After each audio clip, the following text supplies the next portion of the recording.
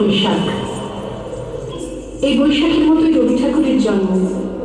সোনার আশ্বিনে নয়, হিমের রাতের অঘ্রাণে নয়, ফুল রাঙানো ফাগুনে নয়, এই খর ক্ষিপ্র বৈশাখী তার জন্ম।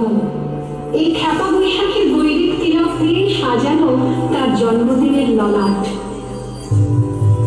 বৈশাখী প্রকৃতির নতুন জন্ম, আমাদেরও নতুন জন্ম এই বৈশাখে, 25শে বৈশাখে, রবি ঠাকুরের জন্মদিনে।